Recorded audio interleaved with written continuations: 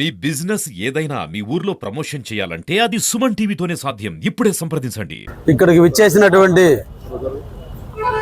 కార్మిక సోదరులందరికీ మేడే శుభాకాంక్షలు తెలియజేస్తూ, కార్మికుల కష్టం దేశ ప్రగతి, ప్రపంచ పురోగతి కారణం కార్మిక వ్యవస్థ.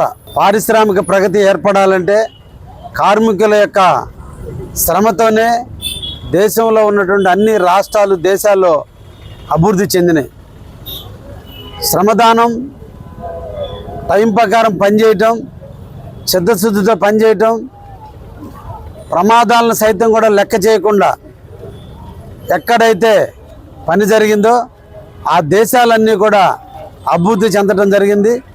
అందుకోసం కార్మిక సోదరులందరినీ కూడా వారి యొక్క విధి విధానానికి మన అందరం కూడా అభినందనలు, ధన్యవాదాలు తెలియజేస్తూ, ఈ మేడే కావలి టీఎన్టీయూసీ ఆధ్వర్యంలో గౌరవ అధ్యక్షుడు బాబురావు గారు, దానికి సంబంధించిన అధ్యక్షులైనటువంటి శాంతి కుమార్ గారు, షరీఫ్ గారు, మహేంద్ర గారు, ముఖ్యంగా ఆర్టీసీకి సంబంధించినటువంటి కమిటీ అందరి ఆధ్వర్యంలోనూ, ఆటో